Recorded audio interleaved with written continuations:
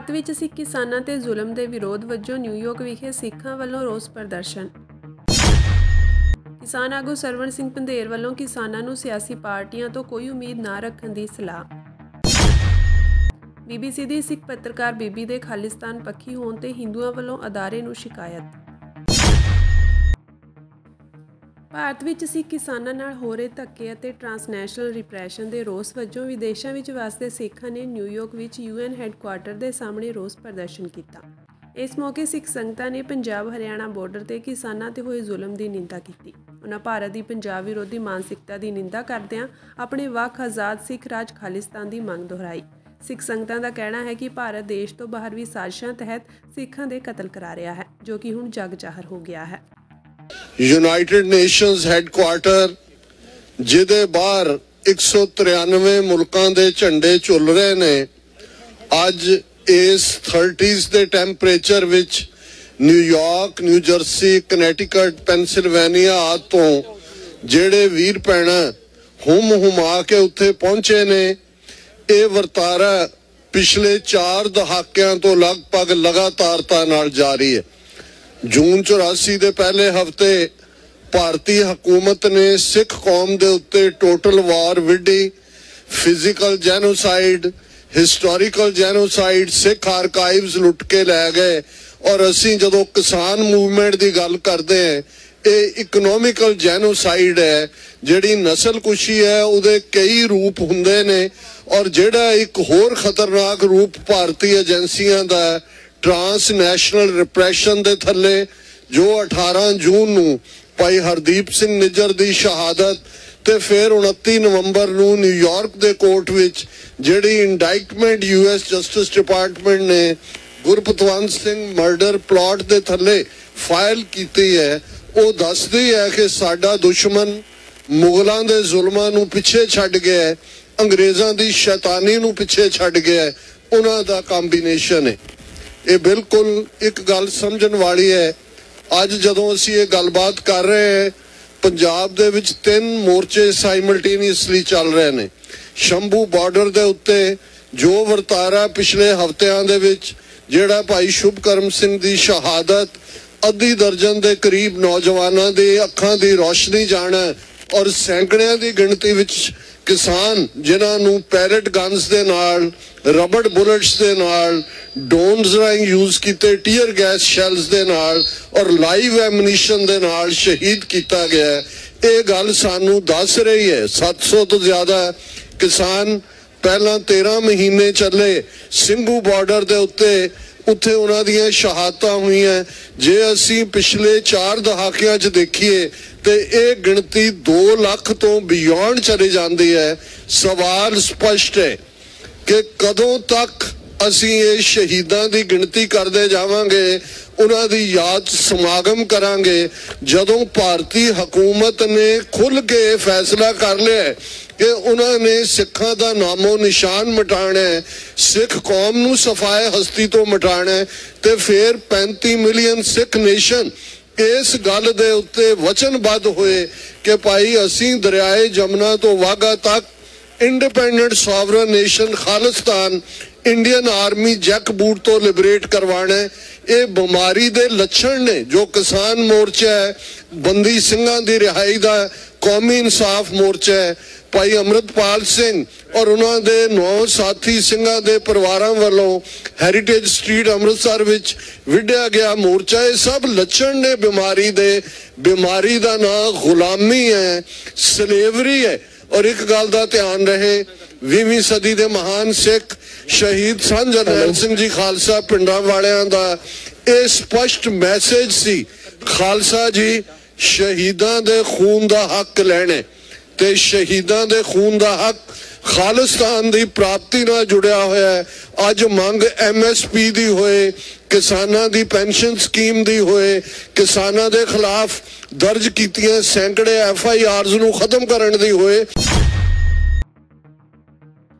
SKM ਦੇ ਸੂਬਾ ਪ੍ਰਧਾਨ ਸਰਵਣ ਸਿੰਘ ਪੰਧੇਰ ਨੇ ਰੇਲ ਰੋਕੋ ਅੰਦੋਲਨ ਦੀ ਸਫਲਤਾ ਦੀ ਜਿੱਥੇ ਕਿਸਾਨਾਂ ਨੂੰ ਵਧਾਈ ਦਿੱਤੀ ਹੈ, ਉੱਥੇ ਹੀ ਪੰਜਾਬੀਆਂ ਨੂੰ ਵੱਡੀ ਅਪੀਲ ਵੀ ਕੀਤੀ ਹੈ ਕਿ ਕਿਸੇ ਪਾਰਟੀ ਤੋਂ ਆਸ ਨਾ ਰੱਖਿਓ ਕਿ ਉਹ ਕਿਸਾਨਾਂ ਦੇ ਹੱਕ ਲੈਣ ਲਈ ਕੁਝ ਕਰੇਗੀ। ਉਹਨਾਂ ਕਿਹਾ ਕਿ ਬੀਜੇਪੀ ਜੋ ਕਿਸਾਨਾਂ ਦੀ ਹਮੇਸ਼ਾ ਦੁਸ਼ਮਣ ਰਹੀ ਹੈ, ਉਸ ਨੂੰ ਪੰਜਾਬ ਵਿੱਚ ਲਿਆਉਣ ਲਈ ਪੰਜਾਬ ਦੀ ਅਖੌਤੀ ਖੇਤਰੀ ਪਾਰਟੀ ਏਡੀ ਚੋਟੀ ਦਾ ਜ਼ੋਰ ਲਾ ਰਹੀ ਹੈ। ਆਮ ਆਦਮੀ ਪਾਰਟੀ ਆਪਣੇ ਪ੍ਰਚਾਰ ਵਿੱਚ ਮਸ਼ਰੂਫ ਹੈ। ਇੱਧਰ ਕਿਸਾਨ ਆਪਣੇ ਹੱਕਾਂ ਲਈ ਲੜ ਰਹੇ ਹਨ, ਜਾਨਾਂ ਗਵਾ ਰਹੇ ਹਨ, ਪਰ ਸਿਆਸੀ ਪਾਰਟੀਆਂ ਆਪਣੇ ਪ੍ਰਚਾਰ ਵਿੱਚ ਰੁੱਝੀਆਂ ਹੋਈਆਂ ਹਨ। ਉਹਨਾਂ ਕਿਹਾ ਕਿ ਕਿਸੇ ਵੀ ਸਿਆਸੀ ਪਾਰਟੀ ਨੇ ਕਿਸਾਨਾਂ ਲਈ ਕੁਝ ਨਹੀਂ ਕੀਤਾ ਅਤੇ ਨਾ ਹੀ ਕਰਨਾ ਹੈ, ਇਸ ਲਈ ਉਹਨਾਂ ਦੀਆਂ ਗੱਲਾਂ ਵਿੱਚ ਆ ਕੇ ਉਹਨਾਂ ਤੋਂ ਆਸ ਨਾ ਰੱਖਿਓ ਕਿ ਉਹ ਸਾਡੇ ਲਈ ਕੁਝ ਕਰਨਗੇ। ਉਹਨਾਂ ਕਿਹਾ ਕਿ ਇਹ ਸਾਰੇ ਇੱਕ ਨੇ ਤੇ ਮੈਨੂੰ ਉਮੀਦ ਹੈ ਕਿ ਕਿਸਾਨ ਵੀ ਏਕੇ ਨਾਲ ਇਸ ਅੰਦੋਲਨ ਨੂੰ ਹੋਰ ਮਜ਼ਬੂਤ ਬਣਾਉਣਗੇ। ਹਰਿਆਣੇ ਦੇ ਬਾਰਡਰਾਂ ਤੇ ਕਿਸਾਨਾਂ ਮਜ਼ਦੂਰਾਂ ਦੇ ਮੋਰਚੇ ਨੂੰ ਅੱਜ 28ਵਾਂ ਦਿਨ ਹੋ ਗਿਆ, ਜਿੱਥੇ ਕਿਸਾਨਾਂ ਦੀਆਂ ਸ਼ਹਾਦਤਾਂ ਲਗਾਤਾਰ ਹੋ ਰਹੀਆਂ ਨੇ। ਉੱਥੇ ਕਿਸਾਨਾਂ ਦਾ ਅੰਦੋਲਨ, ਜਿਵੇਂ ਕੱਲ ਰੇਲ ਰੋਕੋ ਅੰਦੋਲਨ ਪੰਜਾਬੀਆਂ ਨੇ, ਦੇਸ਼ ਵਾਸੀਆਂ ਨੇ ਸਫਲ ਕਰ ਦਿੱਤਾ ਵਾ, ਉਸ ਵਾਸਤੇ ਉਹਨਾਂ ਦਾ ਧੰਨਵਾਦ ਆ। ਕਦੀ ਵੀ ਮੱਧ ਪ੍ਰਦੇਸ਼ ਵਿੱਚ ਰੇਲਾਂ ਜਾਮ ਨਹੀਂ ਹੋਈਆਂ, ਪਹਿਲੀ ਵਾਰ ਰੇਲਾਂ ਜਾਮ ਹੋਈਆਂ। ਔਰ ਯੂਪੀ ਦੇ ਵਿੱਚੋਂ ਖਬਰਾਂ ਮਿਲੀਆਂ ਵੀ ਕਿਸਾਨਾਂ ਨੂੰ ਡਿਟੇਨ ਕਰ ਲਿਆ ਗਿਆ ਸੀਗਾ, ਔਰ ਜਿਹੜੇ ਸਾਊਥ ਇੰਡੀਆ ਦੇ ਵਿੱਚ ਕਿਸਾਨ ਡਿਟੇਨ ਕੀਤੇ ਗਏ ਸੀ ਉਹ ਰਾਤ 8 ਵਜੇ ਛੱਡਣੇ ਪੈ ਗਏ ਹੈਗੇ ਆ, ਤਾਮਿਲਨਾਡੂ ਦੇ ਵਿੱਚ ਖਾਸ ਕਰਕੇ। ਤਾਂ ਅਸੀਂ ਉਹਨਾਂ ਸਾਰੇ ਦੇਸ਼ ਵਾਸੀ ਕਿਸਾਨਾਂ ਦਾ, ਜਿਨ੍ਹਾਂ ਨੇ ਜ਼ਬਰ ਝੱਲ ਕੇ ਭਾਜਪਾ ਦਾ, ਰਾਜਸਥਾਨ ਦੇ ਖਾਸ ਕਰਕੇ ਕਿਸਾਨਾਂ ਨੇ ਜ਼ਬਰ ਝੱਲ ਕੇ, ਹਰਿਆਣੇ ਵਾਲੇ ਕਿਸਾਨਾਂ ਨੇ ਸਰਕਾਰ ਦਾ ਜ਼ਬਰ ਝੱਲ ਕੇ ਇਹ ਰੇਲ ਰੋਕੋ ਕਾਮਯਾਬ ਕੀਤਾ ਵਾ। ਆਉਣ ਵਾਲੇ ਸਮੇਂ ਦੇ ਵਿੱਚ ਮੀਟਿੰਗ ਕਰਕੇ ਅਗਲੀ ਰਣਨੀਤੀ ਸਾਰੇ ਸਾਹਮਣੇ ਆਊਗੀ। ਜਿਹੜੇ ਪੰਜਾਬ ਦੀਆਂ ਪਾਰਟੀਆਂ ਲਗਾਤਾਰ ਕਹਿ ਰਹੀਆਂ ਵੀ ਅਸੀਂ ਕਿਸਾਨਾਂ ਦੇ ਨਾਲ ਆ, ਦੇਖੋ ਕਿਸਾਨਾਂ ਮਜ਼ਦੂਰਾਂ ਦੇ ਨਾਲ ਪੰਜਾਬ ਦੇ ਲੋਕ ਨੇ। ਬਹੁਤੀਆਂ ਪਾਰਟੀਆਂ ਕੋ ਕਿਸੇ ਕੋ ਆਸ ਮਤ ਰੱਖਿਓਗੀ ਕੋਈ ਕਿਸਾਨਾਂ ਦੇ ਨਾਲ ਆ। ਅਗਲਿਆਂ ਨੂੰ ਤਾਂ ਸੱਤਾ ਦੀ ਭੁੱਖ ਆ, ਔਰ ਸੱਤਾ ਦੀ ਭੁੱਖ ਕਰਕੇ ਜਿਹੜੀ ਆਰਐਸਐਸ, ਜਿਹੜੀ ਭਾਜਪਾ ਘੱਟ ਗਿਣਤੀਆਂ ਲਈ ਸਭ ਤੋਂ ਮਾੜੀ ਆ, ਦਲਿਤਾਂ ਦੀ ਉਦੋਂ ਮਾੜੀ ਆ, ਪੰਜਾਬ ਦੀ ਇੱਕ ਰੀਜਨਲ ਪਾਰਟੀ, ਉਹਨਾਂ ਨੂੰ ਪੰਜਾਬ ਦੇ ਵਿੱਚ ਦਾਖਲ ਕਰਾਉਣ ਨੂੰ ਅੱਡੀ ਚੋਟੀ ਦਾ ਜ਼ੋਰ ਲਾ ਰਹੀ ਹੈਗੀ ਆ। ਉਹ ਉਸ ਪਾਰਟੀ ਦੇ ਚੈਨਲ ਉਸ ਕਿਸਮ ਦਾ ਪ੍ਰੋਪੋਗੰਡੇ 'ਚ ਲੱਗੇ ਹੋਏ ਆ। ਔਰ ਤੁਸੀਂ ਦੂਜੀਆਂ ਆਮ ਆਦਮੀ ਪਾਰਟੀ ਜਿਵੇਂ ਚੋਣ ਕੰਪੇਨ 'ਚ ਬੜੀ ਹੋਈ ਆ, ਜਿਵੇਂ ਉਹ ਮਤਲਬ ਮੀਡੀਆ ਦੀ ਪੂਰੀ ਚੋਣ ਕੰਪੇਨ ਨੂੰ ਆਪਣੇ ਵੱਲ ਖਿੱਚ ਰਹੀ ਆ। ਚਲੋ ਭਾਜਪਾ ਨੇ ਤੇ ਕਰਨਾ ਹੀ ਆ ਅਖੌਤੀ ਵਿਕਾਸ ਦੇ ਨਾਰੇ, ਤੇ ਪੰਜਾਬ ਵਾਲੀਆਂ ਪਾਰਟੀਆਂ 'ਚੋਂ ਚਾਹੇ ਕਾਂਗਰਸ ਨੇ, ਅਕਾਲੀ ਨੇ, ਆਮ ਆਦਮੀ ਨੇ, ਬਈ ਇਹਨਾਂ ਕੋ ਆਸ ਮਤ ਰੱਖਿਓ। ਇਹਨਾਂ ਤੋਂ ਤਾਂ ਹੁਣ ਇਧਰੋਂ ਉਧਰ ਜਾਣਗੇ, ਉਧਰੋਂ ਇੱਧਰ ਆਉਣਗੇ, ਇਹੀ ਕੁਝ ਚੱਲਣਾ ਵਾ। ਇਸ ਕਰਕੇ ਪੰਜਾਬੀਓ, ਇਹ ਅੰਦੋਲਨ ਲੰਮਾ ਵਾ, ਲੜਨਾ ਪੈਣਾ ਵਾ। ਇਹਨਾਂ ਕੋ ਕੋਈ ਆਸ ਮਤ ਰੱਖਿਓ। ਇਹ ਕੱਲ ਤਾਂ ਸਾਡੇ ਰੇਲ ਰੋਕੋ ਦੇ ਮੁਕਾਬਲੇ ਵੀ ਪੈਰਲਲ ਪ੍ਰੋਗਰਾਮ ਦੇਣ ਨੂੰ ਫਿਰਦੇ ਸੀ, ਨਹੀਂ ਚੱਲਿਆ। ਹੁਣ ਵੀ ਪੈਰਲਲ ਇਹਨਾਂ ਦੀਆਂ ਸਾਰੀਆਂ ਪਾਰਟੀਆਂ ਐਡਾ ਵੱਡਾ ਅੰਦੋਲਨ ਚੱਲ ਰਿਹਾ, ਪ੍ਰੋਗਰਾਮ ਕਰਦੀਆਂ ਨੇ, ਕਿਸਾਨਾਂ ਮਜ਼ਦੂਰਾਂ ਦੇ ਹਮਾਇਤੀ ਨਹੀਂ ਹੈਗੇ। ਅੱਜ ਇੱਕ ਮਜ਼ਦੂਰ ਜਥੇਬੰਦੀ ਵੱਲੋਂ ਆਪਣਾ ਪ੍ਰੋਗਰਾਮ ਕਰਨਾ ਸੀ। ਮਜ਼ਦੂਰਾਂ ਨੂੰ ਜਿਵੇਂ ਪੰਜਾਬ ਸਰਕਾਰ ਨੇ ਗ੍ਰਿਫਤਾਰ ਕੀਤਾ, ਜਿਹੜਾ ਜ਼ਬਰ ਕੀਤਾ, ਉਹਦੀ ਅਸੀਂ ਸਖਤ ਸ਼ਬਦਾਂ ਵਿੱਚ ਨਿੰਦਾ ਕਰਦੇ ਹਾਂ। ਬ੍ਰਿਟੇਨ ਦੀ ਲੇਖਕ ਅਧਿਆਪਕ ਜਸਪ੍ਰੀਤ ਕੌਰ ਨੇ ਕੁਝ ਦਿਨ ਪਹਿਲਾਂ ਹੀ BBC ਏਸ਼ੀਅਨ ਨੈਟਵਰਕ ਚਿਲ ਵਿੱਚ ਆਪਣਾ ਸ਼ੋਅ ਸ਼ੁਰੂ ਕੀਤਾ, ਜਿਸ ਨੂੰ ਲੈ ਕੇ ਉਹਨਾਂ ਖਿਲਾਫ BBC ਨੂੰ ਸ਼ਿਕਾਇਤ ਦਰਜ ਕੀਤੀ ਗਈ ਹੈ। ਇਲਜ਼ਾਮ ਹੈ ਕਿ ਉਹ ਖਾਲਿਸਤਾਨ ਪੱਖੀ ਵੱਖਵਾਦੀ ਵਿਚਾਰਧਾਰਾ ਨੂੰ ਖੁੱਲ੍ਹ ਕੇ ਹਮਾਇਤ ਕਰਦੀ ਹੈ। ਜਸਪ੍ਰੀਤ ਕੌਰ ਨੇ ਕੁਝ ਦਿਨ ਪਹਿਲਾਂ ਹੀ ਆਪਣੀ ਕਿਤਾਬ ਬਰਾਊਨ ਗਰਲ ਲਾਈਕ ਮੀ ਰਿਲੀਜ਼ ਕੀਤੀ ਸੀ। ਬ੍ਰਿਟੇਨ ਵਿੱਚ ਰਹਿੰਦੇ ਕੁਝ ਭਾਰਤੀਆਂ ਨੇ ਜਸਪ੍ਰੀਤ ਕੌਰ ਦੇ ਪੁਰਾਣੇ ਸੋਸ਼ਲ ਮੀਡੀਆ ਦੀ ਪੋਸਟਾਂ ਨੂੰ ਨਸ਼ਰ ਕਰਦੇ ਹੋਏ ਕਿਹਾ ਕਿ ਉਹ ਖਾਲਿਸਤਾਨ ਦੀ ਹਮਾਇਤ ਵਿੱਚ ਹੈ ਅਤੇ ਉਸਨੇ ਕਈ ਵਾਰ #ਖਾਲਿਸਤਾਨ ਨਾਲ ਕਈ ਪੋਸਟਾਂ ਲਿਖੀਆਂ ਹਨ। 4 ਮਾਰਚ ਤੋਂ ਹੀ ਜਸਪ੍ਰੀਤ ਕੌਰ ਦਾ BBC ਤੇ ਸ਼ੋਅ ਸ਼ੁਰੂ ਹੋ ਗਿਆ ਹੈ, ਜੋ ਸੋਮਵਾਰ ਸ਼ਾਮ 8 ਵਜੇ ਅਤੇ ਸ਼ਨੀਚਰਵਾਰ ਸਵੇਰੇ 7 ਵਜੇ ਆਉਂਦਾ ਹੈ।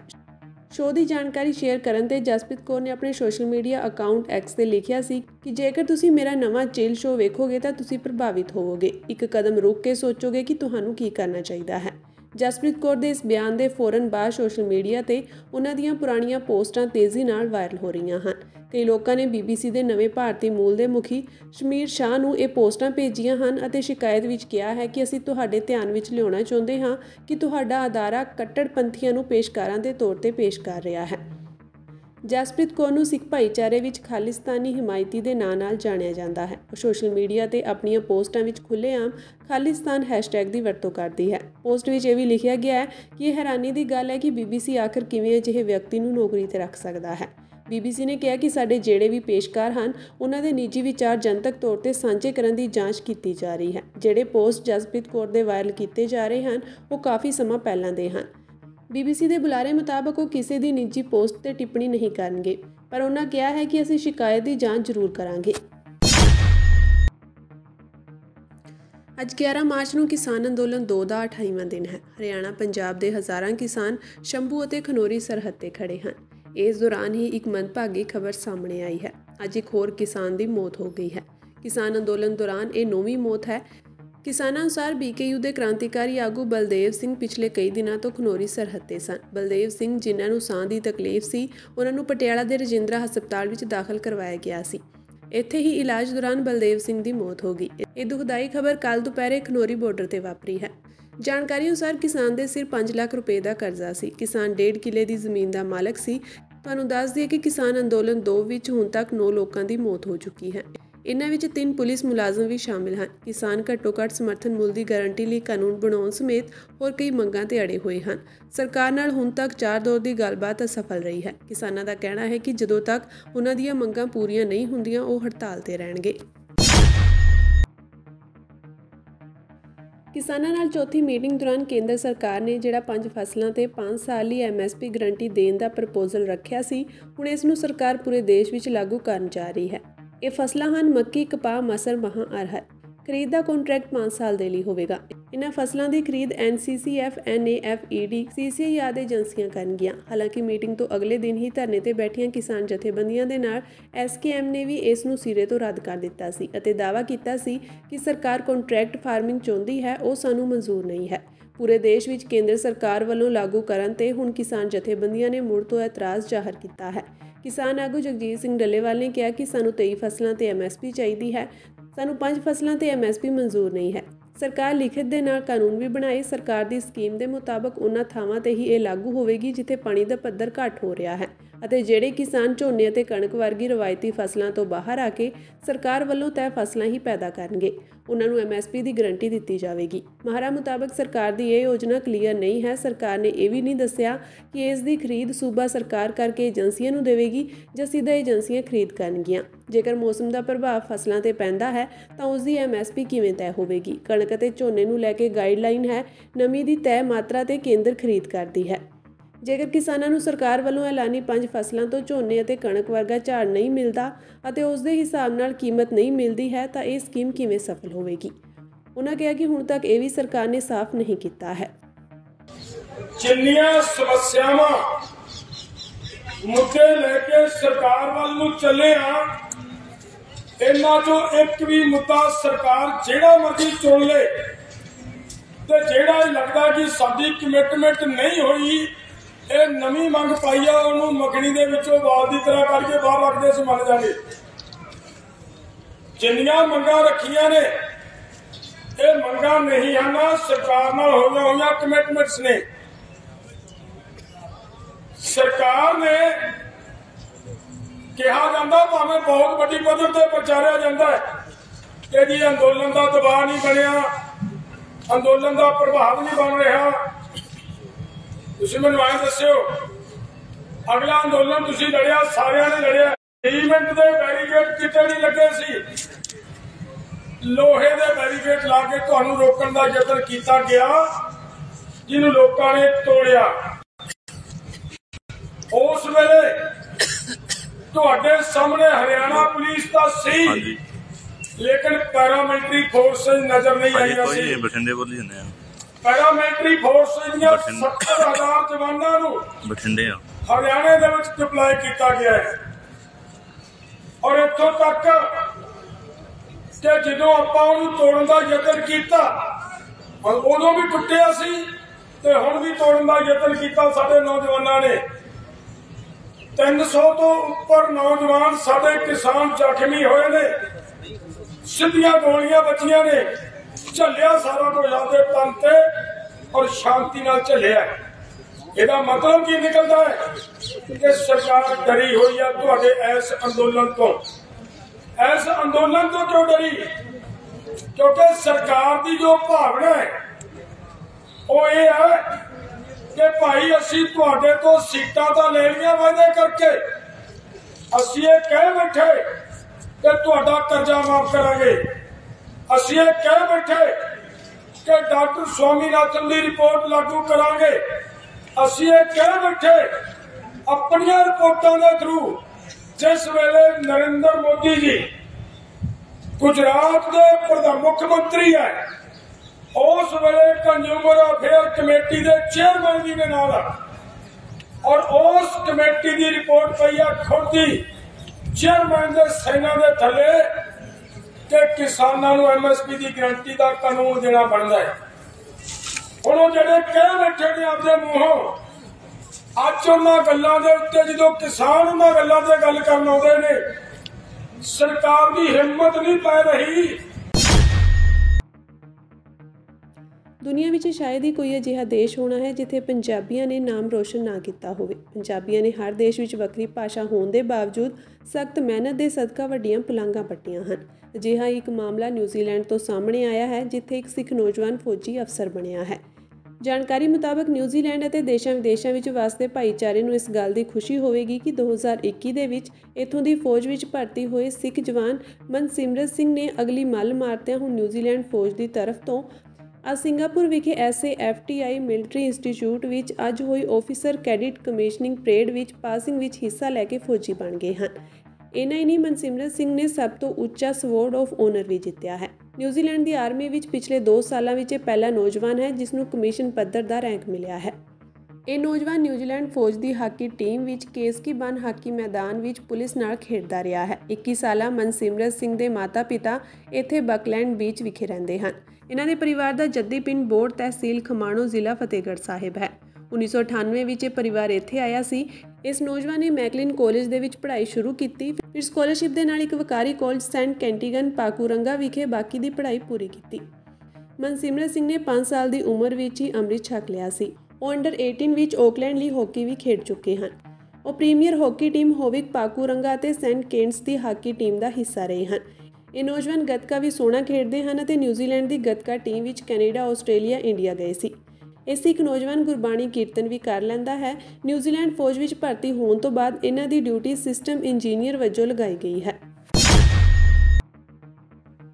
CM ਭਗਵੰਤ ਮਾਨ ਵੱਲੋਂ ਵਿਧਾਨ ਸਭਾ ਵਿੱਚ ਸ਼੍ਰੋਮਣੀ ਅਕਾਲੀ ਦਲ ਨਾਲ ਅਕਾਲੀ ਦਲ ਸੰਯੁਕਤ ਦੇ ਰਲੇਵੇਂ ਤੇ ਦਿੱਤੇ ਬਿਆਨ ਤੇ ਸਿਆਸਤ ਕਰਮਾ ਗਈ ਹੈ। ਅਕਾਲੀ ਆਗੂ ਪਰਮਿੰਦਰ ਸਿੰਘ ਢੀਂਡਸਾ ਨੇ ਇਸ ਦਾ ਜਵਾਬ ਦਿੰਦਿਆਂ ਕਿਹਾ ਕਿ ਅਸੀਂ ਜਨਮ ਤੋਂ ਅਕਾਲੀ ਹਾਂ। ਸ਼੍ਰੋਮਣੀ ਅਕਾਲੀ ਦਲ ਇੱਕ ਵਿਚਾਰਧਾਰਾ ਹੈ ਜਿਸ ਤੋਂ ਅੱਜ ਤੱਕ ਕਦੇ ਵੀ ਕੋਈ ਅਕਾਲੀ ਟੁੱਟਿਆ ਨਹੀਂ। ਅਸੀਂ ਜੇਕਰ ਅਕਾਲੀ ਦਲ ਛੱਡਿਆ ਵੀ ਤਾਂ ਆਪਣੀ ਪਾਰਟੀ ਬਣਾਈ, ਕਿਸੇ ਦੂਜੀ ਪਾਰਟੀ ਵਿੱਚ ਸ਼ਾਮਿਲ ਨਹੀਂ ਹੋਏ। ਉਹਨਾਂ ਨਸੀਹਤ ਦਿੰਦਿਆਂ ਕਿਹਾ ਕਿ ਤੁਸੀਂ ਅੱਜ ਤੱਕ ਕਿੰਨੀਆਂ ਪਾਰਟੀਆਂ ਬਦਲ ਚੁੱਕੇ ਹੋ, ਸਾਰੇ ਪੰਜਾਬੀ ਜਾਣਦੇ ਹਨ। ਇਸ ਲਈ ਸੱਤਾ ਦੇ ਹੰਕਾਰ ਵਿੱਚ ਆਪਣਾ ਹੋਸ਼ ਨਾ ਗਵਾਓ।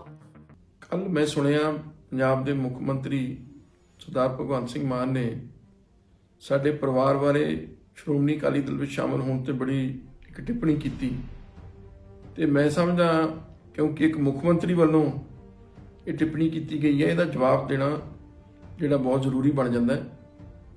ਉਹਨਾਂ ਨੇ 2 ਗੱਲਾਂ ਕਹੀਆਂ, ਇੱਕ ਤਾਂ ਸਾਡੀ ਪਾਰਟੀ ਵਿੱਚ ਵਾਪਸੀ ਤੇ ਦੂਜਾ ਇਲੈਕਸ਼ਨਾਂ ਦੇ ਬਾਰੇ ਸਾਡੇ ਪਰਿਵਾਰ ਦੇ ਵੀ ਜਿੱਤੇ ਨਹੀਂ ਕਦੇ, ਇਹ ਵੀ ਉਹਨਾਂ ਨੇ ਟਿੱਪਣੀ ਕੀਤੀ। ਜਿੱਥੋਂ ਤੱਕ ਤਾਂ ਸ਼੍ਰੋਮਣੀ ਅਕਾਲੀ ਦਲ ਵਿੱਚ ਵਾਪਸੀ ਦੀ ਗੱਲ ਹੈ, ਅਸੀਂ ਸ਼ੁਰੂ ਤੋਂ ਹੀ ਵਿਚਾਰਤਕ ਤੌਰ ਤੇ ਜਮਾਂਦਰੂ ਅਕਾਲੀ ਹਾਂ। ਅਸੀਂ ਕਦੇ ਅਕਾਲੀ ਦਲ ਛੱਡਿਆ ਨਹੀਂ। 60-70 ਸਾਲ ਦਾ ਢੀਂਡਸਾ ਸਾਹਿਬ ਦਾ ਸਿਆਸੀ ਜੀਵਨ ਹੋ ਗਿਆ। ਹੁਣ ਤੱਕ ਸ਼ੁਰੂ ਤੋਂ ਲੈ ਕੇ ਹੁਣ ਤੱਕ ਸ਼੍ਰੋਮਣੀ ਅਕਾਲੀ ਦਲ ਨੇ ਤੇ ਪਰਿਵਾਰ ਦੇ ਵਿੱਚ ਨਾਰਾਜ਼ਗੀਆਂ ਹੋ ਜਾਂਦੀਆਂ। ਅਸੀਂ ਵੱਖ ਹੋਏ ਪਰ ਅਸੀਂ ਕੋਈ ਪਾਰਟੀ ਕਿਸੇ ਹੋਰ ਸ਼ਾਮਲ ਨਹੀਂ ਹੋਏ ਕਿਉਂਕਿ ਅਸੀਂ ਜਿਹੜਾ ਹੈ ਜਿਵੇਂ ਪਹਿਲਾਂ ਕਿਹਾ ਵਿਚਾਰਧਾਰਾ ਅਕਾਲੀ ਨਾਲ ਜੁੜੇ ਹੋਏ ਹਾਂ। ਤੇ ਹੁਣ ਉਸ ਤੋਂ ਬਾਅਦ ਬੈਠ ਕੇ ਪਾਰਟੀ ਦੇ ਨਾਲ ਮਤਭੇਦ ਦੂਰ ਹੋਏ ਤੇ ਅਸੀਂ ਵਾਪਸ ਪਾਰਟੀ ਦੇ ਵਿੱਚ ਹੀ ਆਏ ਹਾਂ। ਸੋ ਇਹ ਕੋਈ ਵੱਡੀ ਗੱਲ ਨਹੀਂ। ਤੇ ਮੈਂ ਮੁੱਖ ਮੰਤਰੀ ਸਾਹਿਬ ਨੂੰ ਜ਼ਰੂਰ ਇਹ ਪੁੱਛਣਾ ਚਾਹੁੰਦਾ ਕਿ ਅਸੀਂ ਤਾਂ ਆਪਣੀ ਪਾਰਟੀ 'ਚ ਹੀ ਵਾਪਸ ਆਏ ਹਾਂ, ਅਸੀਂ ਕਿਸੇ ਹੋਰ ਪਾਸੇ ਨਹੀਂ ਗਏ। ਤੇ ਤੁਸੀਂ ਹੁਣ ਤੱਕ ਕਿੰਨੀਆਂ ਪਾਰਟੀਆਂ ਬਦਲੇ ਹੋ? ਤੁਸੀਂ ਆਪਦਾ ਸਿਆਸੀ ਜੀਵਨ ਪਹਿਲਾਂ ਰਾਮੂ ਵਾਲੀਆ ਸਾਹਿਬ ਦੇ ਲੋਕ ਭਲਾਈ ਪਾਰਟੀ ਦੇ ਵਿੱਚ ਸੀ ਤੁਸੀਂ, ਫਿਰ ਤੁਸੀਂ ਮਨਪ੍ਰੀਤ ਸਿੰਘ ਬਾਦਲ ਦੀ ਪੀਪੀਪੀ 'ਚ ਗਏ, ਫਿਰ ਤੁਸੀਂ ਉਹਨਾਂ ਨੂੰ ਛੱਡ ਕੇ ਤੁਸੀਂ ਆਮ ਆਦਮੀ ਪਾਰਟੀ 'ਚ ਗਏ, ਤੇ ਹੁਣ ਤੁਹਾਨੂੰ ਉਹਨਾਂ ਨੇ ਜੇ ਮੁੱਖ ਮੰਤਰੀ ਬਣਾਤਾ। ਜੇ ਕਿਤੇ ਮੁੱਖ ਮੰਤਰੀ ਤੁਹਾਨੂੰ ਨਾ ਐਲਾਨ ਕਰਦੇ ਤੇ ਤੁਸੀਂ ਕਿਸੇ ਹੋਰ ਪਾਰਟੀ ਚਲੇ ਜਾਂਦੇ। ਚਰਚਾ ਜਿਵੇਂ ਚੱਲ ਰਹੀਆਂ ਸੀ ਵੀ ਸ਼ਾਇਦ ਤੁਹਾਡੀ ਗੱਲ ਕਾਂਗਰਸ ਨਾਲ ਚੱਲ ਰਹੀ ਸੀ। ਸੋ ਮੌਕਾ ਪ੍ਰਸਤ ਕੌਣ ਹੈ, ਇਹ ਅੰਦਾਜ਼ਾ ਪੰਜਾਬ ਦੇ ਲੋਕ ਆਪ ਹੀ ਲਾ ਲੈਣਗੇ ਵੀ ਕੌਣ ਸਿਧਾਂਤਕ ਤੌਰ ਤੇ ਜੁੜੇ ਹੋਏ। ਢੀਂਡਸਾ ਸਾਹਿਬ ਤਾਂ 1972 ਵਿੱਚ ਆਜ਼ਾਦ ਤੌਰ ਤੇ ਜਿੱਤ ਕੇ ਸ਼੍ਰੋਮਣੀ ਅਕਾਲੀ ਦਲ ਵਿੱਚ ਸ਼ਾਮਲ ਹੋਏ ਸੀ, ਹਾਲਾਂਕਿ ਉਦੋਂ ਕਾਂਗਰਸ ਦੀ ਸਰਕਾਰ ਬਣੀ ਸੀ। ਕਿਉਂਕਿ ਉਹ ਹਮੇਸ਼ਾ ਦਿਲੋਂ ਮਨੋਂ ਅਕਾਲੀ ਸੀ, ਤਾਂ ਹੀ ਉਦੋਂ ਸਰਕਾਰ ਭਾਵੇਂ ਕਾਂਗਰਸ ਦੀ ਬਣੀ, ਉਹ ਅਕਾਲੀ ਦਲ ਵਿੱਚ ਸ਼ਾਮਲ ਹੋਏ। ਤੇ ਤੁਸੀਂ ਆਪਦੇ ਗਰੇਬਾਨ 'ਚ ਝਾਤ ਮਾਰ ਕੇ ਦੇਖੋ ਤਾਂ ਫਿਰ ਤੁਹਾਨੂੰ ਪਤਾ ਚੱਲੂਗਾ ਵੀ ਕਿਹਦਾ ਕਿਰਦਾਰ ਕਿਹਾ ਜਾਏ। ਵਿਧਾਨ ਸਭਾ ਵਿੱਚ ਸੀਐਮ ਭਗਵੰਤ ਮਾਨ ਵੱਲੋਂ ਕਾਂਗਰਸੀ ਆਗੂ ਸੁਖਪਾਲ ਸਿੰਘ ਖਹਿਰਾ ਤੇ ਲਾਏ ਇਲਜ਼ਾਮਾਂ ਦਾ ਖਹਿਰਾ ਨੇ ਜਵਾਬ ਦਿੱਤਾ ਹੈ। ਕਾਂਗਰਸੀ ਆਗੂ ਨੇ ਕਿਹਾ ਕਿ ਵਿਧਾਨ ਸਭਾ ਵਿੱਚ ਵਿਰੋਧੀਆਂ ਨੂੰ ਬੋਲਣ ਨਹੀਂ ਦਿੱਤਾ ਜਾਂਦਾ ਅਤੇ ਸਭਾ ਦੇ ਸਪੀਕਰ ਵੀ ਚੁੱਪਚਾਪ ਬੈਠੇ ਸੁਣਦੇ ਰਹਿੰਦੇ ਹਨ ਤੇ ਵਿਰੋਧੀਆਂ ਨੂੰ ਬੋਲਣ ਨਹੀਂ ਦਿੰਦੇ। ਉਨ੍ਹਾਂ ਕਿਹਾ ਕਿ ਆਮ ਆਦਮੀ ਪਾਰਟੀ ਦੇ ਜਿੰਨੇ ਵੀ ਆਗੂ ਹਨ, ਉਹਨਾਂ 'ਚੋਂ ਨਾ ਕੋਈ ਡਿਬਰੂਗੜ੍ਹ ਜੇਲ੍ਹ ਵਿੱਚ ਬੰਦ ਸਿੱਖ ਨੌਜਵਾਨਾਂ ਦੇ ਮੁੱਦੇ ਤੇ ਬੋਲਿਆ ਹੈ ਅਤੇ ਨਾ ਹੀ ਕਿਸਾਨਾਂ ਦੀਆਂ ਹੋ ਰਹੀਆਂ ਮੌਤਾਂ ਤੇ। ਉਨ੍ਹਾਂ ਕਿਹਾ ਕਿ ਇਹਨਾਂ ਨੂੰ ਪੰਜਾਬ ਦੇ ਮੁੱਦਿਆਂ ਤੇ ਬੋਲਣਾ ਨਹੀਂ ਆਉਂਦਾ, ਇਸ ਲਈ ਵਿਰੋਧੀਆਂ ਤੇ ਇਲਜ਼ਾਮ ਲਗਾ ਕੇ ਸਮਾਂ ਬਰਬਾਦ ਕਰਦੇ ਹਨ। ਮੈਂ ਸੋਚਿਆ ਕਿ ਅੱਜ ਮੈਂ ਤੇਰਾ ਉਹ ਜਿਹੜਾ ਇਲਜ਼ਾਮ ਲਾਏ ਬੇਬੁਨਿਆਦ, ਝੂਠੇ, ਮਨ ਘੜਤ, ਹਾਸੋਹੀਣੇ, ਇੱਕ ਮਸ਼ਕਰੇ ਦੀ ਤਰ੍ਹਾਂ ਦੇ ਉੱਤੇ ਕਿ ਜੀ ਖਹਿਰਾ ਤਾਂ ਉਸ ਤਰ੍ਹਾਂ ਦਾ ਮੇਰਾ ਯਾਰ ਤਿਤਲੀਆਂ ਵਰਗਾ, ਕਦੀ ਕਿਸ ਫੁੱਲ ਤੇ ਕਦੀ ਕਿਸ ਫੁੱਲ ਤੇ, ਇੱਕ ਕੋਈ ਦੋਜੀਆਂ ਦਾ ਸਟੈਂਡ ਹੁੰਦਾ, ਖਹਿਰੇ ਦਾ ਕੋਈ ਸਟੈਂਡ ਨਹੀਂਗਾ। ਹੁਣ ਧਿਆਨ ਨਾਲ ਮੇਰੀ ਗੱਲ ਸੁਣੀ ਜਰਾ ਅੱਛੀ ਤਰੀਕੇ ਨਾਲ, ਔਰ ਲੌਜੀਕਲੀ ਗੱਲ ਕਰੂੰਗਾ, ਕਿਉਂਕਿ ਵਿਧਾਨ ਸਭਾ 'ਚ ਤਾਂ ਕੈਮਰਾ ਵੀ ਤੁਹਾਡੇ ਹੱਥ ਵਿੱਚ ਆ, ਮਾਈਕ ਵੀ ਤੁਹਾਡੇ ਹੱਥ ਵਿੱਚ ਆ, ਤੁਸੀਂ ਸਾਨੂੰ ਉੱਥੇ ਜਵਾਬ ਦੇਣ ਹੀ ਨਹੀਂ ਦਿੰਦੇ, ਬੋਲਣ ਹੀ ਨਹੀਂ ਦਿੰਦੇ। ਵਿਧਾਨ ਸਭਾ ਇੱਕ ਮੱਛੀ ਮਾਰਕੀਟ ਬਣਾ ਕੇ ਰੱਖ ਦਿੱਤੀ। ਔਰ ਜੋ ਤੁਹਾਡਾ ਵਿਵਹਾਰ ਸੀਗਾ ਉਦੋਂ ਚੀਫ ਮਿਨਿਸਟਰ ਤੋਂ ਲੈ ਕੇ ਐਮਐਲਏਜ਼ ਦਾ, ਜਿੱਦਾਂ ਨੁੱਕੜ ਦੇ ਗੁੰਡੇ ਹੁੰਦੇ ਪਿੱਛੇ, ਕਿਉਂਕਿ ਸੱਤਾ ਨਾਲ ਹੈ ਨਾ, ਪੁਲਿਸ ਨਾਲ ਆ, ਸਰਕਾਰ ਨਾਲ ਆ, ਤੁਸੀਂ ਸਮਝਦੇ ਕਿ ਅਸੀਂ ਪਰਚੇ ਕਰਕੇ ਉਂਗਲਾਂ ਕਰਕੇ ਐਂ ਡਰਾ ਸਕਦੇ ਹਾਂ ਵਿਰੋਧੀਆਂ ਨੂੰ, ਇਸ ਕਰਕੇ ਉੱਥੇ ਤਾਂ ਦੇ ਹੀ ਨਹੀਂ ਸਕਦੇ ਜਵਾਬ। ਔਰ ਮੈਨੂੰ ਖਾਸ ਤੌਰ ਤੇ ਸਪੀਕਰ ਸਾਹਿਬ ਕਹਿਣ ਨੂੰ ਦਿਲ ਨਹੀਂਗਾ ਸਾਹਿਬ, ਉਹ ਸਪੀਕਰ ਜਿਹੜਾ ਐਡਾ ਕਾਇਰ, ਕਮਜ਼ੋਰ, ਕਮਜ਼ਰਫ ਕਿ ਉਹ ਆਪਣੇ ਵਿਰੋਧੀਆਂ ਦੀ ਗੱਲ ਸੁਣਨ ਨੂੰ ਤਿਆਰ ਹੀ ਨਹੀਂਗਾ। ਇਸ ਲਈ ਮੈਂ ਸੋਚਿਆ ਕਿ ਆਰਾਮ ਨਾਲ, ਸੰਤੁਸ਼ਟੀ ਨਾਲ ਤੁਹਾਡਾ ਜਵਾਬ ਦੇਵਾਂਗੇ। ਹੁਣ ਪਹਿਲਾਂ ਤਿਤਲੀਆਂ ਵਾਲੀ ਗੱਲ ਸੁਣੋ। ਤੇਰੇ ਨਾਲ ਦੀ ਵੱਡੀ ਤਿਤਲੀ ਤਾਂ ਹੈ ਹੀ ਨਹੀਂ ਗੀ, ਤੇ ਨਾਲ ਜਿਹੜੇ ਤੇਰੇ ਪਿੱਛੇ ਬੈਠੇ 40-45 ਉਹ ਵੀ ਤਿਤਲੀਆਂ ਨੇ। ਮੈਂ ਤੁਹਾਨੂੰ ਗਿਣਾ ਦਿੰਦਾ ਵਾਂ। ਪਹਿਲਾਂ ਭਗਵੰਤ ਸਿੰਘ ਮਾਨ ਨੇ ਆਪਣਾ ਪੋਲੀਟੀਕਲ ਕੈਰੀਅਰ ਜਿਹੜਾ ਸ਼ੁਰੂ ਕੀਤਾ, ਉਹ ਸਰਦਾਰ ਬਲਵੰਤ ਸਿੰਘ ਰਾਮੂਵਾਲੀਆ, ਸਾਡੇ ਪੰਜਾਬ ਦੇ ਬਹੁਤ ਅੱਛੇ ਆਗੂ ਨੇ, ਉਹਨਾਂ ਦਾ ਚੇਲਾ ਬਣ ਕੇ ਵਿੱਚ ਦੀ ਸੁਖਬੀਰ ਬਾਦਲ ਦੀਆਂ ਤਾਰੀਫਾਂ ਵੀ ਕੀਤੀਆਂ, ਉਹਦੇ ਕਬੱਡੀ ਟੂਰਨਾਮੈਂਟ ਤੇ ਜਾ ਕੇ ਬਹੁਤ ਮਤਲਬ ਥੱਲੇ ਨੀਵੇਂ ਹੋ ਕੇ, ਲਗਭਗ ਤਲਵੇ ਚੱਟ ਟਾਈਪ। ਫਿਰ ਆ ਗਈ ਗੱਲ ਜੀ ਅੱਗੇ PPP, ਵੈਸੇ ਟੁਕਦਾ ਵੀ ਆ ਤੁਹਾਡੇ ਤੇ PPP। ਔਰ ਫਿਰ ਤੁਸੀਂ ਬਣ ਗਏ ਚੇਲੇ ਮਨਪ੍ਰੀਤ ਸਿੰਘ ਬਾਦਲ ਦੇ, ਜਿਹਦੇ ਤੇ ਮੁੜ ਕੇ ਤੂੰ ਬਦਲਾਖੋਰੀ 'ਚ ਕੋਈ ਪਤਾ ਨਹੀਂ ਪੁਰਾਣੀ ਰੰਜਿਸ਼ ਰੱਖੀ, ਸਟੇਟ ਪਾਵਰ ਯੂਜ਼ ਕੇ ਉੱਤੇ ਪਰਚਾ ਦਰਜ ਕੀਤਾ ਤੂੰ। ਚਲੋ ਉਹ ਵੀ ਛੱਡ ਦਿੰਦੇ ਆ। ਫਿਰ ਤੁਸੀਂ ਆਏ ਅਖੀਰ ਬੋਕਰ ਪਾਰਟੀ ਦੇ ਵਿੱਚ, ਬੋਕਰ ਦੇ ਵਿੱਚ, ਤੇ ਫਿਰ ਤੁਸੀਂ ਕੇਜਰੀਵਾਲ ਦੇ ਪੈਰੀਂ ਹੱਥ ਵੀ ਲਾਇਆ ਥੱਲੇ ਜਾ ਕੇ, ਨੀਵੇਂ ਹੋ ਕੇ, ਜਦੋਂ ਤੁਹਾਨੂੰ ਉਹਨੇ ਚੀਫ ਮਿਨਿਸਟਰ ਬਣਾਇਆ। ਔਰ ਚੀਫ ਮਿਨਿਸਟਰ ਬਣਾਉਣ ਵਾਸਤੇ ਪਹਿਲਾਂ ਫੁਲਕਾ ਸਾਹਿਬ ਨੂੰ ਕਢਵਾਇਆ, ਡਾਕਟਰ ਗਾਂਧੀ ਸਾਹਿਬ ਨੂੰ ਕਢਵਾਇਆ, ਛੋਟੇਪੁਰ ਸਾਹਿਬ ਤੇ 2 ਲੱਖ ਰੁਪਏ ਦਾ ਘਟੀਆ ਇਲਜ਼ਾਮ ਲਾ ਕੇ, ਜਿਹੜੀ ਅੱਜ ਤੱਕ ਵੀਡੀਓ ਤੁਸੀਂ ਛਾਇਆ ਨਹੀਂ ਕੀਤੀ, ਫਿਰ ਉਹਨੂੰ ਕਢਵਾਇਆ, ਫਿਰ ਖਹਿਰੇ ਨੂੰ ਕਢਵਾਇਆ। ਮੈਂ ਤਾਂ ਬਹੁਤ ਉਸ ਵਾਹਿਗੁਰੂ ਦਾ ਧੰਨਵਾਦ ਕਰਦਾ ਕਿ ਮੈਂ ਠੀਕ ਜਗ੍ਹਾ ਤੇ ਬੈਠਾ ਵਾਂ। ਇਹ ਤਿਤਲੀ ਦੱਸੀ ਜਰਾ ਕਿੱਥੇ ਕਿੱਥੇ ਬੈਠੀ? 4 ਥਾਵਾਂ ਤੇ ਬਹਿ ਗਈ ਤਿਤਲੀ ਤੇਰੀ। ਔਰ ਜਿਹੜੇ ਤੁਸੀਂ ਪਿੱਛੇ ਖੜੇ ਕੀਤੇ ਹੁੰਦੇ, ਜਿਹੜੇ ਆਉਂਦੇ ਨੇ ਬੰਦੂਆ ਮਜ਼ਦੂਰ, ਬਾਹਰ ਤਾਂ ਬੋਲਦੇ ਕੋਈ ਨਹੀਂ, ਨਾ NSA ਦੇ ਖਿਲਾਫ ਬੋਲਦੇ ਨੇ, ਨਾ ਸ਼ੁਭਕਰਨ ਦੀ ਮੌਤ ਦੇ ਖਿਲਾਫ ਬੋਲੇ, ਨਾ BJP ਦੇ ਤਸ਼ੱਦਦ ਦੇ ਖਿਲਾਫ ਬੋਲੇ, ਨਾ ਹਰਿਆਣਾ ਪੁਲਿਸ ਦੇ ਖਿਲਾਫ ਜ਼ੁਬਾਨ ਖੁੱਲੀ। ਉੱਥੇ ਤੇਰੇ ਪਿੱਛੇ ਆਣ ਕੇ, ਕਿਉਂਕਿ ਹਿਫਾਜ਼ਤ ਹੈ, ਹਾਊਸ ਤੁਹਾਡਾ ਵਾ, ਗਵਰਨਮੈਂਟ ਤੁਹਾਡੀ, ਮਾਰਸ਼ਲ ਤੁਹਾਡੇ, ਪੁਲਿਸ ਤੁਹਾਡੀ, ਸਪੀਕਰ ਤੁਹਾਡਾ, ਤੇ ਉਹਦੇ ਪਿੱਛੇ ਆਣ ਕੇ ਉਹ ਸਾਰੀਆਂ ਤਿਤਲੀਆਂ ਨੇ। ਕੋਈ BJP ਦੀ ਤਿਤਲੀ ਚੱਕ ਕੇ ਲਿਆਂਦੀ ਤੂੰ, ਕੋਈ ਅਕਾਲੀ ਦਲ ਚੋਂ ਘਿਸੀ ਹੋਈ ਤਿਤਲੀ ਜਿਹੜੀ ਉਹਨਾਂ ਨੇ ਕੱਢ ਛੱਡੀ ਸੀਗੀ, ਉਹ ਤਿਤਲੀ ਚੱਕ ਕੇ ਲਿਆਂਦੀ ਤੂੰ, ਕੋਈ ਕਾਂਗਰਸ ਦੀ ਤਿਤਲੀ ਚੱਕ ਕੇ ਲਿਆਂਦੀ ਤੂੰ। ਡਿਬਰੂਗੜ੍ਹ ਜੇਲ੍ਹ ਵਿੱਚ ਨਜ਼ਰਬੰਦ ਭਾਈ ਅੰਮ੍ਰਿਤਪਾਲ ਸਿੰਘ ਅਤੇ ਹੋਰ ਸਿੰਘਾਂ ਤੇ ਉਹਨਾਂ ਦੇ ਪਰਿਵਾਰਾਂ ਵੱਲੋਂ ਸਰਕਾਰ ਦੇ ਖਿਲਾਫ ਕੀਤੀ ਜਾ ਰਹੀ ਭੁੱਖ ਹੜਤਾਲ ਅਤੇ ਉਹਨਾਂ ਦੇ ਮਾਮਲੇ ਸੁਲਝਾਉਣ ਲਈ ਸ਼੍ਰੀ ਅਕਾਲ ਤਖਤ ਸਾਹਿਬ ਵੱਲੋਂ ਬਣਾਈ ਗਈ ਸਬ ਕਮੇਟੀ ਨੇ 9 ਮਾਰਚ 2024 ਨੂੰ ਪੰਜਾਬ ਦੇ ਮੁੱਖ ਮੰਤਰੀ ਭਗਵੰਤ ਮਾਨ ਪਾਸੋਂ 13 ਮਾਰਚ 2024 ਤੱਕ ਮੁਲਾਕਾਤ ਲਈ ਮੰਗੇ ਸਮੇਂ ਨੂੰ ਧਿਆਨ ਵਿੱਚ ਰੱਖਦਿਆਂ ਇਸ ਤੇ ਤੁਰੰਤ ਕਾਰਵਾਈ ਕਰਨ ਲਈ ਕਿਹਾ ਗਿਆ ਹੈ। ਇਸ ਸੰਬੰਧੀ ਸ਼੍ਰੋਮਣੀ ਕਮੇਟੀ ਦੇ ਮੈਂਬਰ ਐਡਵੋਕੇਟ ਭਗਵੰਤ ਸਿੰਘ ਸਿਆਲਕਾ ਨੇ ਦੱਸਿਆ ਕਿ 3 ਦਿਨ ਬੀਤ ਜਾਣ ਦੇ ਬਾਵਜੂਦ ਵੀ ਪੰਜਾਬ ਸਰਕਾਰ ਜਾਂ ਕਿਸੇ ਵੀ ਸਰਕਾਰੀ ਅਧਿਕਾਰੀ ਵੱਲੋਂ ਸਬ ਕਮੇਟੀ ਨਾਲ ਕੋਈ ਰਾਬਤਾ ਨਹੀਂ ਕੀਤਾ ਗਿਆ ਹੈ। ਉਹਨਾਂ ਕਿਹਾ ਕਿ ਸ਼੍ਰੀ ਅਕਾਲ ਤਖਤ ਸਾਹਿਬ ਵੱਲੋਂ ਇਹ ਕਮੇਟੀ ਸਰਕਾਰਾਂ ਨਾਲ ਗੱਲਬਾਤ ਕਰਕੇ ਨਜ਼ਰਬੰਦ ਸਿੰਘਾਂ ਦੇ ਮਸਲਿਆਂ ਦਾ ਸਾਰਥਕ ਹੱਲ ਕਰਨ ਲਈ ਬਣਾਈ ਗਈ ਹੈ ਅਤੇ ਪੰਜਾਬ ਦੇ ਮੁੱਖ ਮੰਤਰੀ ਭਗਵੰਤ ਮਾਨ ਨੂੰ ਮੁਲਾਕਾਤ ਲਈ ਤੁਰੰਤ ਸਮਾਂ ਦੇਣਾ ਚਾਹੀਦਾ ਹੈ। ਐਡਵੋਕੇਟ ਸਿਆਲਕਾ ਨੇ ਕਿਹਾ ਕਿ ਇਹ ਸੰਵੇਦਨਸ਼ੀਲ ਮੁੱਦੇ ਉੱਤੇ ਲੰਮਾ ਸਮਾਂ ਸਰਕਾਰ ਵੱਲੋਂ ਕਿਸੇ ਤਰ੍ਹਾਂ ਦਾ ਕੋਈ ਹੁੰਗਾਰਾ ਨਾ ਭਰਨ ਕਰਕੇ ਅਤੇ ਸਰਕਾਰ ਦੀ ਬੇਰੁਖੀ ਨੂੰ ਮਹਿਸੂਸ ਕਰਦਿਆਂ ਸਬ ਕਮੇਟੀ ਮੈਂਬਰਾਂ ਵੱਲੋਂ ਸਰਕਾਰ ਨੂੰ ਯਾਦ ਕਰਵਾਉਣ ਲਈ ਅੱਜ 11 ਮਾਰਚ ਨੂੰ ਦੁਬਾਰਾ ਲਿਖਿਆ ਗਿਆ ਹੈ ਕਿ ਸਰਕਾਰ ਇਸ ਮਾਮਲੇ ਦੀ ਗੰਭੀਰਤਾ ਨੂੰ ਸਮਝੇ।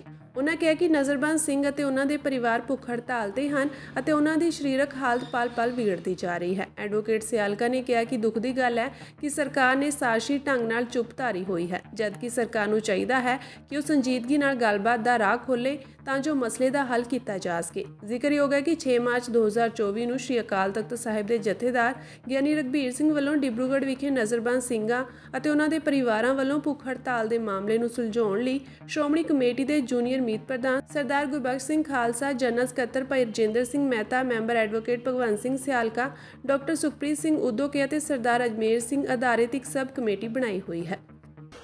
ਭਾਈ ਅੰਮ੍ਰਿਤਪਾਲ ਸਿੰਘ ਜੀ ਖਾਲਸਾ ਸਾਹਿਬ ਦੇ ਉਹਨਾਂ ਦੇ ਸਾਥੀਆਂ ਵੱਲੋਂ ਜੋ ਡਿਬਰੂਗੜ੍ਹ ਜੇਲ੍ਹ ਦੇ ਵਿੱਚ ਭੁੱਖ ਹੜਤਾਲ ਰੱਖੀ ਗਈ ਆ, ਉਹਦੇ ਨਾਲ ਹੀ ਸ੍ਰੀ ਅੰਮ੍ਰਿਤਸਰ ਸਾਹਿਬ ਦੀ ਜੇਲ੍ਹ ਦੇ ਵਿੱਚ ਵੀ ਜਿਹੜੇ ਉਹਨਾਂ ਦੇ ਨਾਲ ਦੇ ਸਾਥੀ ਨੇ ਉਹਨਾਂ ਨੇ ਭੁੱਖ ਹੜਤਾਲ ਰੱਖੀ। ਉਹਨਾਂ ਦੇ ਪਰਿਵਾਰ ਦੇ ਜਿਹੜੇ ਮੈਂਬਰ ਨੇ ਉਹਨਾਂ ਵੱਲੋਂ ਵੀ ਜਿਹੜੀ ਭੁੱਖ ਹੜਤਾਲ ਰੱਖੀ ਗਈ ਹੈ, ਉਹਦੇ ਸੰਬੰਧ ਵਿੱਚ ਪਿਛਲੇ ਦਿਨ ਪਰਿਵਾਰ ਵੱਲੋਂ ਜਥੇਦਾਰ ਸ੍ਰੀ ਅਕਾਲ ਤਖਤ ਸਾਹਿਬ ਨੂੰ ਇੱਕ ਚਿੱਠੀ ਜਿਹੜੀ ਆ ਪੱਤਰ ਦਿੱਤਾ ਗਿਆ ਸੀਗਾ।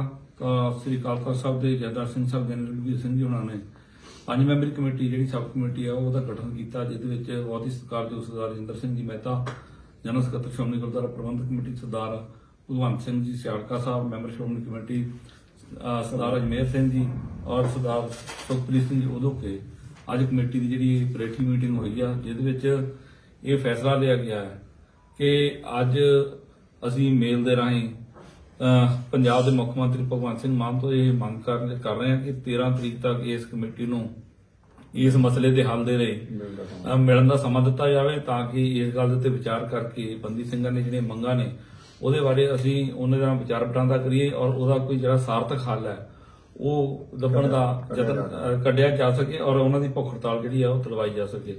ਸੋ ਜੇ 13 ਤਰੀਕ ਤੱਕ ਜਿਹੜੀ ਭਗਵੰਤ ਸਿੰਘ ਮਾਨ ਉਹ ਸਰਕਾਰੀ ਤੌਰ ਤੇ ਸਾਨੂੰ ਕੋਈ ਸਮਾਂ ਨਹੀਂ ਦਿੰਦੇ ਜਾਂ ਇਹਦਾ ਕੋਈ ਹੱਲ ਨਹੀਂ ਕੱਢਦੇ, ਤੇ ਫਿਰ ਅਗਲੇ ਐਕਸ਼ਨ ਪ੍ਰੋਗਰਾਮ ਦੇ ਲਈ 14 ਤਰੀਕ ਨੂੰ ਠੀਕ 2 ਵਜੇ ਇਸੇ ਥਾਂ ਦੇ ਉੱਤੇ ਜਿਹੜੀ ਹੈ ਕਮੇਟੀ ਉਹ ਮੀਟਿੰਗ ਕਰੇਗੀ।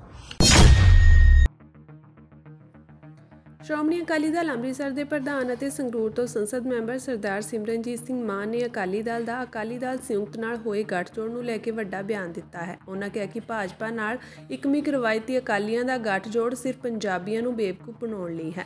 ਉਹਨਾਂ ਕਿਹਾ ਕਿ ਇਹ ਸੈਂਟਰ ਤੋਂ ਡਰਦੇ ਕਦੇ ਸਿੱਖਾਂ ਦੇ ਹੱਕਾਂ ਦੀ ਗੱਲ ਨਹੀਂ ਕਰਦੇ। ਉਹਨਾਂ ਕਿਹਾ ਕਿ ਸ਼੍ਰੋਮਣੀ ਅਕਾਲੀ ਦਲ ਇਕੱਲੀ ਅਜਿਹੀ ਪਾਰਟੀ ਹੈ ਜੋ ਕੇਂਦਰ ਸਰਕਾਰ ਦੇ ਗਲਤ ਫੈਸਲਿਆਂ ਦੇ ਖਿਲਾਫ ਆਵਾਜ਼ ਬੁਲੰਦ ਕਰਦੀ ਹੈ। ਉਹਨਾਂ ਕਿਹਾ ਕਿ ਕਿਸਾਨਾਂ ਦਾ ਮੁੱਦਾ ਅਕਾਲੀ ਦਲ ਅੰਮ੍ਰਿਤਸਰ ਨੇ ਵਿਦੇਸ਼ਾਂ ਤੱਕ ਪਹੁੰਚਾ ਦਿੱਤਾ ਹੈ, ਜਦਕਿ ਅਕਾਲੀ ਦਲ ਬਾਦਲ ਨੇ ਪਹਿਲਾਂ ਬੇਅਦਬੀਆਂ ਕਰਵਾਈਆਂ, ਬਰਗਾੜੀ ਵਿਖੇ ਕਤਲकांड ਕਰਵਾਇਆ ਤੇ ਹੁਣ ਫਿਰ ਇਹ ਸੋਚ ਰਹੇ ਹਨ ਕਿ ਪੰਜਾਬ ਦੇ ਲੋਕ ਇਹਨਾਂ ਦੀਆਂ ਗੱਲਾਂ ਵਿੱਚ ਆ ਸਕਦੇ ਹਨ। ਉਹਨਾਂ ਕਿਹਾ ਕਿ ਇਹਨਾਂ ਨੇ ਜੋ ਕੁਝ ਕੀਤਾ ਹੈ ਉਸ ਨੂੰ ਅਸੀਂ ਕਦੇ ਨਹੀਂ ਭੁੱਲ ਸਕਦੇ, ਇਸ ਲਈ ਕੇਂਦਰ ਨਾਲ ਇਕਮਿਕ ਪਾਰਟੀ ਦਾ ਸਾਥ ਪੰਜਾਬ ਦੇ ਲੋਕ ਕਦੇ ਨਹੀਂ ਦੇਣਗੇ। ਦੇਖੋ, ਇਹ ਸਾਰੇ ਹੈਗੇ ਰਵਾਇਤੀ ਅਕਾਲੀ, ਇਹਨਾਂ ਨੇ ਕਦੇ ਨਹੀਂ ਬੋਲੇ ਜਿਹੜਾ ਸਿੱਖਾਂ ਦੇ ਉੱਤੇ ਜ਼ੁਲਮ ਹੋ ਰਿਹਾ। ਜਿਹੜੇ 32 ਸਾਲਾਂ ਤੋਂ ਸਿੱਖ ਜੇਲ੍ਹਾਂ ਦੇ ਵਿੱਚ ਹੈਗੇ ਆ, ਜਿਹੜਾ ਰਾਜੋਆਣੇ ਸਾਹਿਬ ਨੂੰ ਫਾਂਸੀ ਦੀ ਸਜ਼ਾ ਹੋਈ ਹੈ, ਜਿਹੜੇ ਸੈਂਟਰ ਦੀ ਸਰਕਾਰ ਨੇ ਨਵਾਂ ਇੱਕ ਪਾਲਿਸੀ ਬਣਾਈ ਹੈ ਕਿ ਜਿਹੜੇ ਵੀ ਬਾਹਰ ਵੱਸਦੇ ਸਿੱਖ ਹੈਗੇ ਆ ਉਹਨਾਂ ਨੂੰ ਗੋਲੀ ਮਾਰ ਕੇ ਮਰਵਾ ਦਿੱਤਾ ਹੈ। ਜਿਵੇਂ ਹਰਦੀਪ ਸਿੰਘ ਨਿੱਜਰ ਨੂੰ ਤੇ ਮਲਕ ਨੂੰ ਤੇ ਸੁਖਦੂਲ ਸਿੰਘ ਨੂੰ ਕੈਨੇਡਾ ਦੇ ਵਿੱਚ ਗੋਲੀਆਂ ਮਰਵਾ ਕੇ ਮਾਰ ਦਿੱਤਾ। ਬਰਤਾਨੀਆ ਦੇ ਵਿੱਚ ਠੰਡੇ ਨੂੰ ਮਾਰ ਦਿੱਤਾ ਹੈਗਾ। ਪਾਕਿਸਤਾਨ ਦੇ ਵਿੱਚ ਪਰਮਜੀਤ ਸਿੰਘ ਪੰਜਵੜ ਨੂੰ ਮਾਰਤਾ। ਰੋਡੇ ਨੂੰ ਮਾਰਤਾ, ਫਿਰ ਹਰਿਆਣੇ ਦੇ ਵਿੱਚ ਦੀਪ ਸਿੰਘ ਸਿੱਧੂ ਨੂੰ ਮਰਵਾਤਾ, ਮੂਸੇਵਾਲ ਨੂੰ ਇੱਥੇ ਪੰਜਾਬ ਦੇ ਵਿੱਚ ਮਰਵਾਤਾ। ਇਹ ਗੱਲਾਂ ਇਹ ਲੋਕ ਕਰਦੇ ਨਹੀਂ। ਇਹਨਾਂ ਨੂੰ ਇੰਨਾ ਡਰ ਹੈ ਕਿ ਜੇ ਅਸੀਂ ਇਹ ਗੱਲ ਕੀਤੀ ਸੈਂਟਰ ਸਾਡੇ ਨਾਲ ਨਾਰਾਜ਼ ਹੋ ਜਾਊਗਾ। ਸੋ ਤੁਹਾਡੇ ਕੋਲ ਇੱਕੋ ਇੱਕ ਪਾਰਟੀ ਰਹਿ ਗਈ ਹੈ ਜਿਹੜੀ ਅਸਲੀ ਗੱਲ ਤੁਹਾਡੇ ਕੋਲੇ ਪਹੁੰਚਾਉਂਦੀ ਹੈ, ਉਹ ਹੈਗਾ ਸ਼੍ਰੋਮਣੀ ਅਕਾਲੀ ਦਲ ਅੰਮ੍ਰਿਤਸਰ, ਜਿਹੜੀ 40 ਸਾਲਾਂ ਤੋਂ ਜਦੋਜਹਿਦ ਤੁਹਾਡੀ ਆਜ਼ਾਦੀ ਦੇ ਲਈ ਕਰ ਰਹੀ ਹੈ। ਤੁਹਾਡੇ ਕਿਸਾਨਾਂ ਦੇ ਲਈ ਵੀ ਅਸੀਂ ਰੋਜ਼ ਗੱਲ ਕਰਦੇ ਹਾਂ। ਜਿਹੜਾ ਜ਼ੁਲਮ ਖਨੌਰੀ ਹੋਇਆ, ਸ਼ੰਭੂ ਹੋਇਆ, ਇਹ ਸਾਰੀਆਂ ਚੀਜ਼ਾਂ ਅਸੀਂ ਬਾਹਰ ਦੇ ਮੁਲਕਾਂ ਦੇ ਵਿੱਚ ਵੀ ਪਹੁੰਚਾਤੀਆਂ ਕਿ ਇਹ ਸੈਂਟਰ ਦੀ ਸਰਕਾਰ ਤੇ ਬੀਜੇਪੀ ਬਹੁਤ ਸਾਡੇ ਉੱਤੇ ਹਨੇਰੀ ਲਿਆ ਕੇ ਜ਼ਬਰ ਕਰ ਰਹੀ ਹੈ। ਹੁਣ ਜਿਹੜੀ ਬੀਜੇਪੀ ਹੈ, ਜਿਹੜਾ ਇਹ ਨਵਾਂ ਸੰਗਠਨ ਤੁਸੀਂ ਕਹਿੰਦੇ ਹੋ ਕਿ ਰਵਾਇਤੀ ਅਕਾਲੀਆਂ ਦਾ ਬਣਾ, ਇਹ ਸਾਰੇ ਬੀਜੇਪੀ ਦੇ ਨਾਲ ਹੈ। ਇਹ ਇਹਨਾਂ ਨੇ ਬਿਲਕੁਲ ਸਿੱਖਾਂ ਦੀ ਗੱਲ ਨਹੀਂ ਕੀਤੀ। ਜਿਹੜਾ ਬਰਗਾੜੀ ਦੇ ਵਿੱਚ ਗੁਰੂ ਗ੍ਰੰਥ ਸਾਹਿਬ ਦੀ ਬੇਅਦਬੀ ਹੋਈ ਹੈ, ਕਿਸੇ ਤਰ੍ਹਾਂ ਦੀ ਗੱਲ ਇਹਨਾਂ ਨੇ ਸਿੱਖਾਂ ਦੇ ਹੱਕ ਦੇ ਵਿੱਚ ਨਹੀਂ ਕੀਤੀ। ਹੁਣ ਇਕੱਠੇ ਹੋ ਰਹੇ ਹੈ ਕਿ ਅਸੀਂ ਤੁਹਾਨੂੰ ਫੇਰ ਆ ਕੇ ਚੜ੍ਹਾ ਦਈਏ। ਤਾਂ ਮੇਰਾ ਕਹਿਣ ਦਾ ਇਹੀ ਮਤਲਬ ਹੈ ਕਿ ਹੁਣ ਐਤਕੀ ਵਾਰੀ ਤੁਸੀਂ ਸੁਹਿਰਦ ਰਹੋ, ਚੜ੍ਹਾਏ ਨਾ ਜਾਇਓ ਇਹਨਾਂ ਦੇ ਲਾਰਿਆਂ ਤੋਂ।